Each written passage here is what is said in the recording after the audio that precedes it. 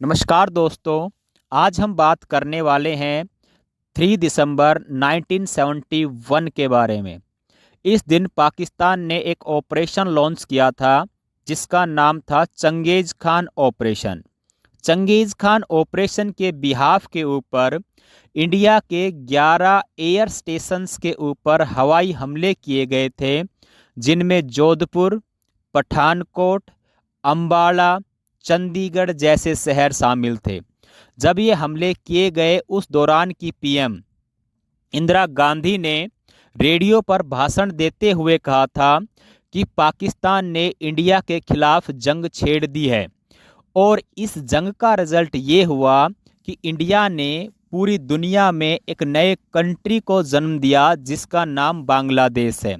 जी आइए बात करते हैं आज कि बांग्लादेश कैसे बना।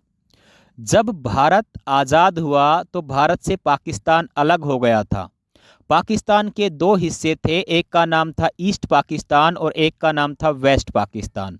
ईस्ट पाकिस्तान वो जगह है जहाँ पे आज बांग्लादेश है और वेस्ट पाकिस्तान वो जगह है जहाँ पे आज के दिन पाकिस्तान है। अब धीरे धीरे ईस्ट पाकिस्तान और वेस्ट पाकिस्तान में कुछ दूरियां बढ़ने लग गई। क्यों बढ़ने लग गई, आइए समझते हैं। सबसे ज़्यादा पॉलिटिकली पावरफुल जो जगह थी वो थी वेस्ट पाकिस्तान। ईस्ट पाकिस्तान कम पॉलिटिकली पावरफुल जगह थी। जो नेशनल बजट बनता था पाकिस्तान का वो 75% नेशनल बजट खर्च किया जाता था वेस्ट पाकिस्तान के ऊपर और 25% जो बजट था वो खर्च किया जाता था ईस्ट पाकिस्तान के ऊपर।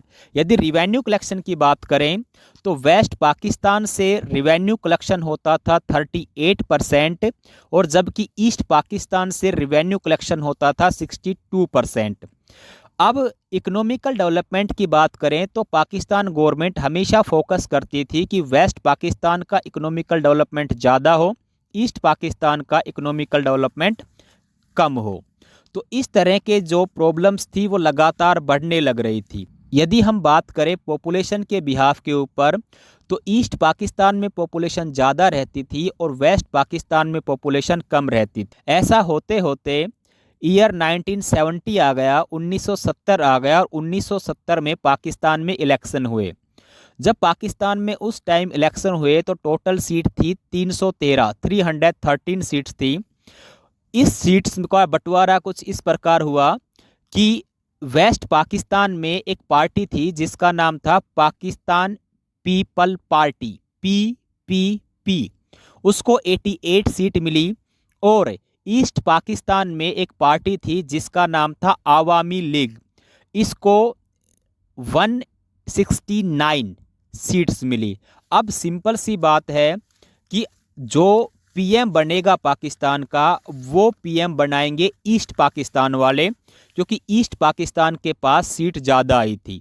लेकिन ईस्ट पाकिस्तान के पास सीट ज़्यादा आने की वजह से वेस्ट पाकिस्तान को बड़ा बुरा लगा और वेस्ट पाकिस्तान में पीपीपी पार्टी के अध्यक्ष जुल्फिकार अली भुट्टो ने उस टाइम के आर्मी ऑफिशल्स याहिया खान से मीटिंग की और डिसाइड किया कि नेशनल असेंबली को इलीगल डिक्लेयर कर देते हैं और उन्होंने नेशनल असेंबली को इलीगल डिक्लेयर कर दिया।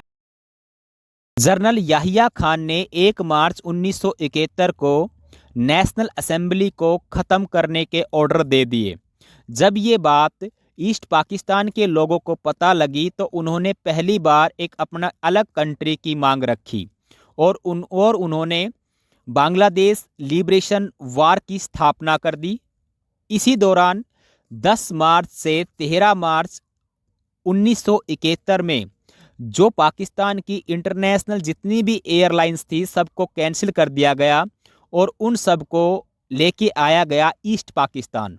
ईस्ट पाकिस्तान में जो फ्लाइट्स थी उनमें सब सोल्जर्स को लेके आया गया सिविल ड्रेस पहनाकर। वो इसलिए लेकर आया गया ताकि जो ईस्ट पाकिस्तान में जो मूवमेंट करने वाले लोग हैं उनको शांत किया जा सके। इसी वजह से कंट्री की डिमांड कर रहे हैं और उन सबको मार दिया जाए। ऐसा करते करते 25 मार्च 1971 को पाकिस्तान गवर्नमेंट ने ऑपरेशन सर्च लाइट लॉन्च किया। सर्च लाइट के बिहाफ के ऊपर जो लोग अलग बांग्लादेश की मांग कर रहे हैं उनको ढूंढा जाए और पकड़ के मार दिया जाए। इसी दौरान 26 मार्च 1971 को शेख मुजीबुर रहमान ने डिक्लेयर किया कि बांग्लादेश अपने आप में एक इंडिपेंडेंट कंट्री है। शेख मुजीबुर रहमान वो पर्सन है जिन्होंने बांग्लादेश को आज़ाद करवाने में सबसे ज़्यादा योगदान दिया था। अब जो पाकिस्तानी आर्मी है उन्होंने शेख मुजीबुर रहमान को पकड़ा और वेस्ट पाकिस्तान ले गए। 27 मार्च 1971 को पाकिस्तान ने ढाका यूनिवर्सिटी पर हमला कर दिया। रात के समय वहां अप्रोक्सीमेटली 7,000 स्टूडेंट्स को मार डाला। ऐसा करते करते 7 दिन में 30,000 लोगों का नरसंहार कर दिया। टीवी रेडियो स्टेशंस बंद कर दिए गए। लोग ढाका को छोड़कर जाने लगे और कहा जाता है अप्रोक्सीमेटली 30 लाख लोग मारे गए और 4 लाख महिलाओं का रेप किया गया। अब इसके माइग्रेशन का सबसे बड़ा इफेक्ट इंडिया के ऊपर पड़ा। अप्रैल 1971 में अप्रोक्सीमेटली 10 मिलियन रिफ्यूजीज इंडिया में एंट्री कर गए, जिसकी वजह से प्राइम मिनिस्टर ने सोचा कि हमारे पास इकोनॉमिकल बर्डन तो बढ़ेगा ही, इसके साथ यदि हम इनको शरण भी देते हैं तो भी हमें प्रॉब्लम होगी। तो उन्होंने अपनी एक बैठक बुलाई, मीटिंग बुलाई और मीटिंग में फैसला करने के लिए कहा कि क्या किया जाए। तो सर्वसहमति से ये फैसला लिया गया कि इनकी हेल्प की जाए, इनके अलग कंट्री को बनवाने में। कहने का मतलब ये हुआ कि इनके लिए जो ये अपनी मांग कर रहे हैं अलग देश बनाने की, बांग्लादेश बनाने की, उसी में हमें सपोर्ट करना चाहिए। 28 अप्रैल 1971 को प्राइम मिनिस्टर ने जनरल सेम मानेकशॉ को बुलाया और कहा कि आप तैयारी कीजिए, पाकिस्तान के ऊपर हमला करना है। मानेकशॉ ने कहा कि अभी हम हमला नहीं कर सकते क्योंकि रेनिंग सीजन स्टार्ट हो जाएगा। इस दौरान जो ईस्ट पाकिस्तान वाली जगह है इसमें बहुत ज़्यादा बारिश होती है, उससे हमें बहुत ज़्यादा प्रॉब्लम होगी। तो इंदिरा गांधी ने कहा कि आपको जैसे सही लगे वैसे कीजिए, लेकिन आप तैयार रहिए। तो इस दौरान जब रेनिंग सीजन चल रहा था तब मानेकशॉ ने बांग्लादेश के कुछ लोगों को आर्मी ट्रेनिंग दी और इस तरह जुलाई 1971 को ईस्ट पाकिस्तान जो वर्ड यूज किया जाता था इसको इंदिरा गांधी ने यूज नहीं किया और इसके बाद ये इसके लिए बांग्लादेश वर्ड यूज करने लग गई। अब 3 दिसंबर 1971 को पाकिस्तान ने जो अपना ऑपरेशन चंगेज खान लॉन्च किया था, जिसने हमारे देश के 11 एयर स्टेशंस के ऊपर स्ट्राइक की थी, वो इसीलिए की थी क्योंकि पाकिस्तान को डर था कि इंडिया बांग्लादेश को सपोर्ट ना कर दे, इसलिए उन्होंने स्ट्राइक की थी और हम इसी स्ट्राइक का वेट कर रहे थे ताकि ये ना लगे पूरी दुनिया के सामने कि इंडिया ने इस वार की स्टार्टिंग की है। अब इंडिया ने पाकिस्तान के ऊपर हमला करना स्टार्ट किया। जब ये हमला किया गया तो पाकिस्तान यूएनओ पहुंचा। जब यूएनओ में पहुंचा तो यूएसए ने सपोर्ट किया पाकिस्तान को और यूएसएसआर ने सपोर्ट किया इंडिया को। बाद में पाकिस्तान को सपोर्ट करने वाले कंट्री यूएसए, यूके और चाइना थे, लेकिन यूएसएसआर डटकर इंडिया को सपोर्ट करता रहा। बाद में जब पता लगा कि बांग्लादेश की हालत क्या कर रखी है पाकिस्तान ने, तो इंडिया को सपोर्ट करने लगे यूके, फ्रांस। अब इस तरह 6 दिसंबर 1971 को भूटान और इंडिया ने बांग्लादेश को एक ऑफिशियल कंट्री का दर्जा दिया। 12 दिसंबर 1971 को 12 दिसंबर 1971 को पाकिस्तान हमारे देश से हार गया। ईस्ट पाकिस्तान में पाकिस्तानी मिलिट्री को सरेंडर करने के ऑर्डर दिए गए। 16 दिसंबर 1971 को इंडियन आर्मी ने ढाका को चारों तरफ से घेर लिया और कहा कि 30 मिनट में जितने भी पाकिस्तानी सोल्जर हैं वो अपने आप को यहाँ पे सरेंडर कर दें।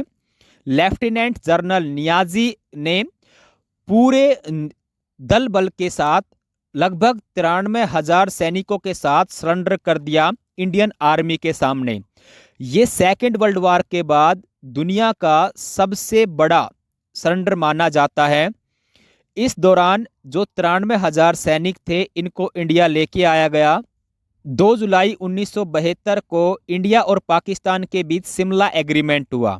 शिमला एग्रीमेंट में साइन हुआ कि पाकिस्तान के जो 93,000 सैनिक और 13,000 स्क्वायर किलोमीटर एरिया जो इंडिया ने ले रखा है उसको 5 महीने में वापस कर देंगे। बदले में पाकिस्तान ईस्ट पाकिस्तान को एक अलग और इंडिपेंडेंट कंट्री का दर्जा देगा जिसका नाम बांग्लादेश रखा जाएगा।